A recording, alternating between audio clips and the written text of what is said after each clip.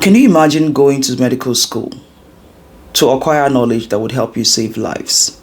But right there, your fellow student falls ill, and you have the skills and the knowledge to save his life, but you just couldn't.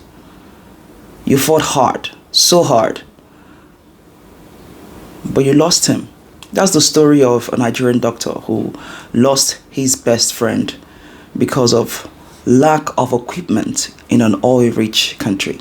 I grew up in Kano, Nigeria, where my childhood was filled with joy, the scent of suya and dadunama, laughter with my 6 siblings and fun with our neighbors. However, danger was always close. There were intertribal and religious violence. There was also Boko Haram. Just like many children growing up in this region during Boko Haram's reign of terror, our childhood fun got constantly interrupted by incidents of insurgency attacks, including by the terrorist sect. These disruptions affected activities like schooling, worshipping at the church. Even parks and event places kept their doors shut in fear of possible attacks. Even hospitals were not spared. My parents often feared for our safety. One day, they made a painful choice: send me to school in southeastern Nigeria, far from home, far from everything I knew. On that bus trip to Onitsha, I wondered if I'd ever feel at home again. I did not know what to expect, but at least I knew that the constant fear of bombs and machetes would reduce. In medical school, I met Innocent. He was just like me, passionate about soccer, determined to become a doctor. We shared dreams, but there was something he never told me. He was battling chronic kidney disease. Despite this, he kept playing football, kept studying to become a medical doctor, and kept being a great friend. By the time we found out, it was too late. Dialysis was expensive, and our hospital didn't even have a dialysis machine. We were training to save lives, yet we did not have the equipment to save our friend. As the president of the Medical Students Association, I fought to raise funds as his parents could not afford the cost. We did everything we could.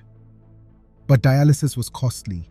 Innocent could only afford it once, sometimes twice a week. It wasn't enough. One morning, we got bad news. Innocent was gone. He was only 24. On the day of his funeral, our school didn't hold classes. We marched, all dressed in black as we grieved. Not just for Innocent, but for every patient failed by a broken system. As I watched him lowered into the ground, he could not play football anymore. He could not become a doctor anymore, so I made a promise. I would fight for people like him. During my residency in Abakaliki, I would witness another kidney disease-related death.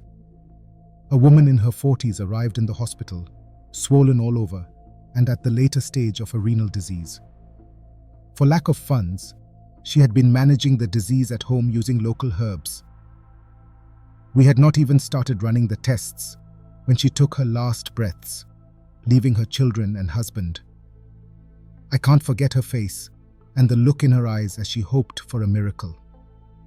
And her story is not unique. There are so many stories, especially now that the country is even harder, where people just prefer to stay at home to manage their sicknesses, to do what they can, because they can't afford medical care. If you remember the situation when COVID-19 broke out, where Nigeria did not have any machines to sustain the lives of those who had been affected. But yet, on the other side, we have politicians and their allies who spend millions and billions of naira on unnecessary things instead of providing dialysis machines, hospitals, healthcare, education, just the basics of life. Years later, I moved to the US for graduate studies. Here, I saw a different world. Patients had access to dialysis, to insurance, to transplants. But even in this system, there was injustice. Black and Hispanic patients were often placed at the bottom of transplant lists.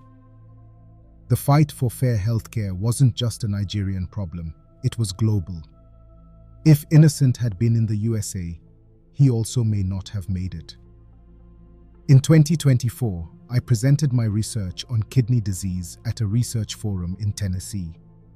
My work gained recognition, but my mind was still back home, where hospitals still lacked dialysis machines, where families still had to choose between food and life-saving treatment. I have a dream: to build dialysis centers, to train doctors, to ensure no family suffers like Innocent did. One day, dialysis will be free, transplants affordable, and hope will replace despair. Innocent never watched his favorite team play at the Emirates Stadium, but through my work, his story lives on. This is my fight, this is my promise. And so I also wish for a better world, a better country, a better nation where everyone has access to quality healthcare, access to education, access to just live a better life. It mustn't be a perfect life or a very wealthy life, just to be alive, just to live, just to breathe. And that's my hope for Nigeria. Thank you for watching, and don't forget to subscribe, share this video, like and comment, and I'll see you next time.